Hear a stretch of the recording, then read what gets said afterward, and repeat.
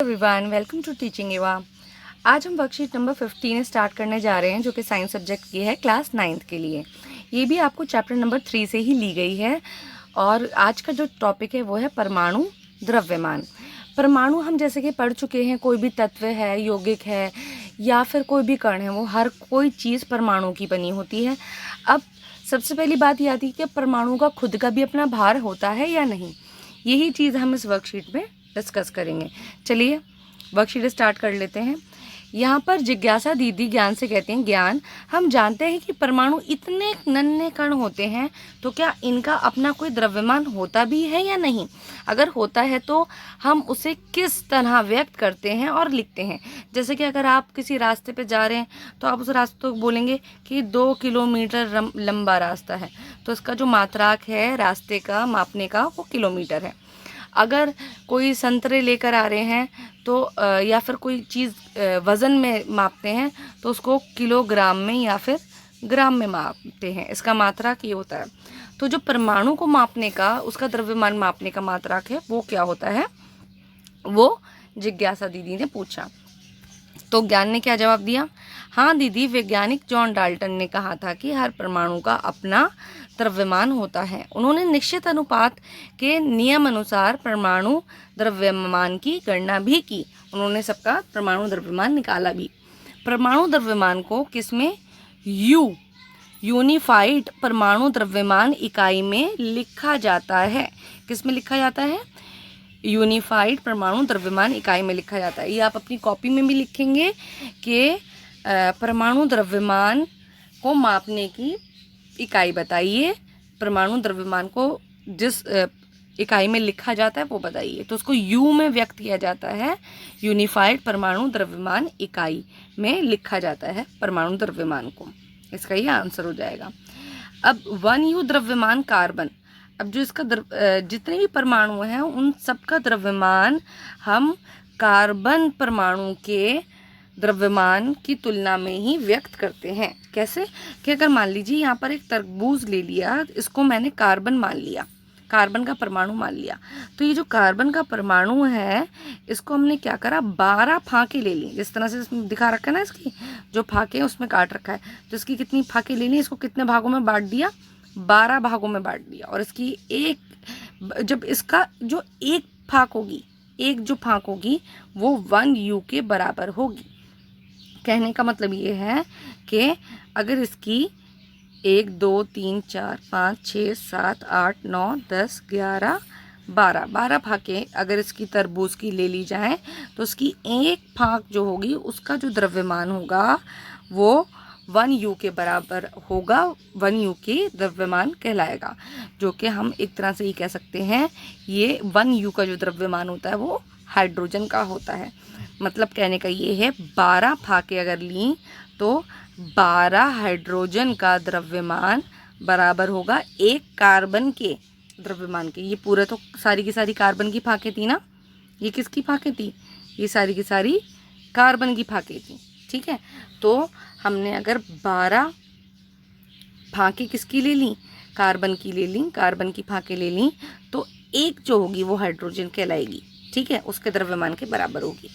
तो देखो, यदि हम तरबूज को एक कार्बन परमाणु जैसा माने, ठीक है, तो इसकी 12 फाके C कार्बन 12U परमाणु द्रव्यमान होगा। तो इस तरह से हम ये कह सकते हैं कि जो द्रव्यमान होगा कार्बन का वो कितना होगा?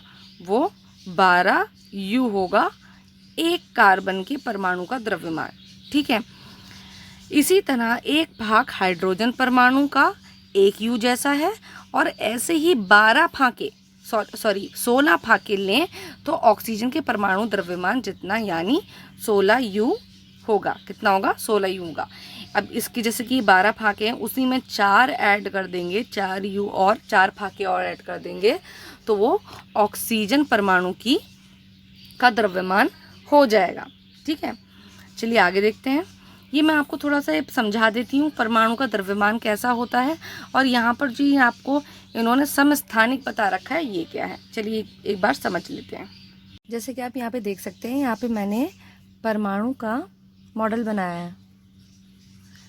तो जो परमाणु होता है वो और दूसरे परमाणु कणों से मिलकर बना होता है, जैसे कि न्यूट्रॉन और प्रोटॉन और इलेक्ट्रॉन।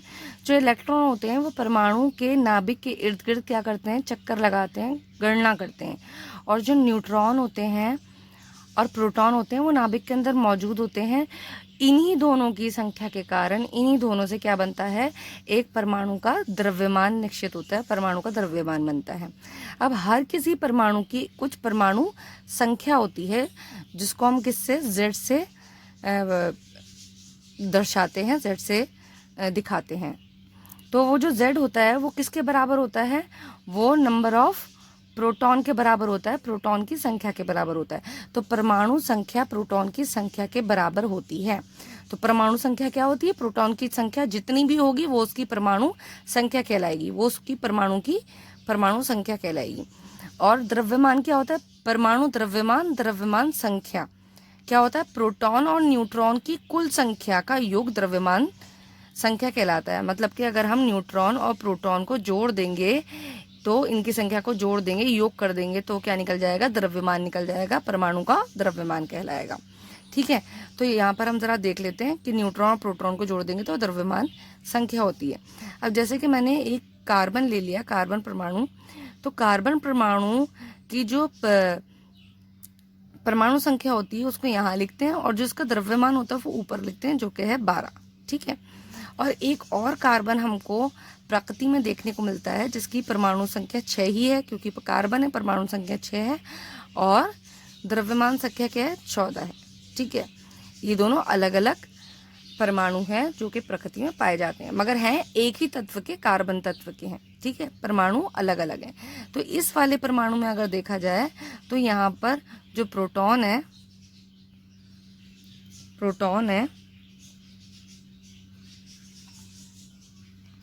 वो तो है 6, क्योंकि यहाँ पे परमाणु संख्या 6 दे रखी है। और जो न्यूट्रॉन है, न्यूट्रॉन कितने दे रखे हैं, जो N है, न्यूट्रॉन N है और प्रोटॉन P है। जो न्यूट्रॉन है वो कितने दे रखे हैं, 6 में से 12 में से 6 गए, कितने बचे, 6, वो भी 6 ही आ जाएंगे। और इस वाले केस में अगर हम देखें तो जो प्रोटॉन है वो तो 6 ही हैं, मगर जब हम 14 में से 6 को घटाएंगे तो हमें न्यूट्रॉन जो मिलेंगे वो 8 मिलेंगे। वो कितने मिलेंगे, 8। इन दोनों को जोड़ेंगे तो ये 14 आ जाएगा, इन दोनों को जोड़ेंगे तो ये 12 आ जाएगा, जो कि द्रव्यमान संख्या है और परमाणु का द्रव्यमान है। ठीक है, तो हम ये कह सकते हैं एक ही तत्व में भी हमें ऐसे अलग अलग परमाणु मिल सकते हैं, अलग अलग परमाणु मिल सकते हैं जिनका द्रव्यमान अलग अलग होगा, जिनका द्रव्यमान क्या होगा, अलग अलग होगा। अब क्योंकि इसको आधुनिक आवर्त सारणी में एक ही स्थान पे रखा जाता है तो इसको समस्थानिक कहते हैं। एक ही स्थान पे रखा जाता है तो ऐसे परमाणुओं को हम क्या बोलते हैं, समस्थानिक बोलते हैं, क्योंकि तत्व एक ही है, कार्बन है, मगर इन परमाणुओं के द्रव्यमान जो है अलग अलग है। ठीक है, तो इनको समस्थानिक बोला जाता है। सही है, चलिए आगे वर्कशीट देख लेते हैं। आगे ज्ञान क्या कहता है, दीदी आपने बताया था कि अधिकांश परमाणु अधिक अभिक्रियाशील होने की वजह से स्वतंत्र रूप से अस्तित्व में नहीं रह पाते, फिर परमाणु किस तरह अस्तित्व में रहते हैं, कैसे रहते हैं। तो दीदी क्या कहती हैं, ज्ञान, परमाणु आपस में अभिक्रिया कर अणु एवं आयन बनाते हैं जो अत्यधिक संख्या में पुंजित संगठित हो पदार्थ बनाते हैं, वही पदार्थ बनाते हैं जिन्हें हम देख, महसूस या छू सकते हैं। ठीक है, तो हम ये पहले भी पढ़ चुके हैं। कुछ जो परमाणु होते हैं वो इतने अभिक्रियाशील होते हैं, परमाणु इतने अभिक्रियाशील होते हैं कि वो अपने आप को अणु में बदल लेते हैं और आयन में बदल लेते हैं। मैंने आपको ये बात पहले ही बताई थी। आप ज़्यादातर हाइड्रोजन को हाइड्रोजन गैस के ही रूप में देखेंगे, ऑक्सीजन को O2 के ही रूप में देखेंगे। ये इसके क्या है, अणु हैं। ठीक है, तो अणुओं को भी 2 भागों में बांट रखा है, तत्वों के अणु और यौगिकों के अणु। ठीक है, तत्वों के अणु, जब एक ही तत्व के अणु ले रहे हैं हम, एक ही प्रकार के परमाणु रासायनिक अभिक्रिया कर अणु बनाते हैं O+O, ऑक्सीजन ऑक्सीजन लिया, O2 बना लिया। अब यौगिक के अणु जब भिन्न भिन्न तत्वों के, जैसे ऑक्सीजन हो गया, हाइड्रोजन हो गया, ये हम पिछली वर्कशीट में भी पढ़ चुके हैं, जब अलग अलग तत्वों के परमाणु लेते हैं तो एक निश्चित अनुपात में जोड़कर यौगिक के अणु बनाते हैं, जैसे कि H2O हो गया। और आयन क्या होते हैं, जब जैसे सोडियम और क्लोरीन यहाँ पर दे रखा है, तो जब ये पानी में हम इसको घुलाते हैं तो ये क्या करता है, Na+ बनाता है और Cl- बनाता है। तो Na+ का मतलब क्या होता है, सोडियम का आयन और क्लोरीन का आयन। तो जिस पे प्लस लगता है वो तो धनायन होता है और जिस पे माइनस लगता है वो ऋणायन होता है। ठीक है, तो यहाँ पे देख लीजिए, आवेश कणों को आयन कहते हैं, इन पर धन अथवा ऋण आवेश होता है, जैसे सोडियम क्लोराइड Na+ और Cl-। चलिए थोड़े प्रश्न उत्तर देख लेते हैं। पहला प्रश्न देखिए, क्या सभी पदार्थों का परमाणु द्रव्यमान एक जैसा होता है? पहली बात तो जितने भी अगर अलग अलग पदार्थ हैं तो अलग अलग पदार्थों का परमाणु द्रव्यमान क्या होगा, अलग अलग ही होगा, एक जैसा ज़रूरी नहीं हो। जैसे कि मैंने आपको कार्बन का उदाहरण भी दिया था। स्पष्ट कीजिए, कैसे स्पष्ट करेंगे, जैसे कार्बन है, ठीक है, कार्बन की परमाणु संख्या 6 है, इसका द्रव्यमान 1 का 12 होता है, और एक कार्बन की परमाणु संख्या 6 है और उसका द्रव्यमान क्या है, 14 है। तो हम यहाँ पर ही कह सकते हैं सभी पदार्थों की परमाणु द्रव्यमान एक जैसा नहीं होता, क्योंकि अगर कोई पदार्थ कार्बन का जिसका द्रव्यमान 12 है उसका बना हुआ है तो उसका परमाणु द्रव्यमान अलग होगा, और कोई पदार्थ अगर कार्बन जिसका परमाणु द्रव्यमान जो है 14 है वो उसका बना हुआ है तो उसका परमाणु द्रव्यमान अलग होगा। ठीक है, अगला क्वेश्चन देख लेते हैं, परमाणु द्रव्यमान इकाई क्या है? ये हमने ऊपर पढ़ा भी था। यहाँ पे देखिए, परमाणु द्रव्यमान को यूनिफाइड परमाणु द्रव्यमान इकाई में लिखा जाता है। अभी ये है क्या, यहाँ पे आप उदाहरण देंगे, उदाहरण करके लिखेंगे। उदाहरण, एक यू द्रव्यमान कार्बन परमाणु के 1/12वें भाग के द्रव्यमान जितना होता है। यदि हम तरबूज की एक कार्बन परमाणु, यदि हम तरबूज को एक कार्बन परमाणु जैसा माने तो इसकी 12 भाग कार्बन 12U परमाणु द्रव्यमान है। इसी तरह एक भाग हाइड्रोजन परमाणु का 1U जैसा है, और ऐसे ही 16 भाग लें तो ये ऑक्सीजन के परमाणु द्रव्यमान जितना यानी 16U जैसा है।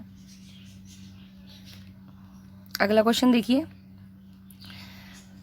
परमाणु किस प्रकार अस्तित्व में रहते हैं? तो यहाँ पर ही देख रखा है, परमाणु 2 प्रकार से अस्तित्व में रहते हैं, एक अणु बनाकर और एक आयन बनाकर। ये आपको इसी तरह से लिखना है, उदाहरण सहित तत्वों के अणु, यौगिकों के अणु और आयन। ठीक है, और उदाहरण आपके यहाँ पे दे रखे हैं, ऑक्सीजन का, वाटर का, पानी का और सोडियम क्लोराइड का। 4th क्वेश्चन देखें, आयनों पर किस प्रकार के आवेश होते हैं?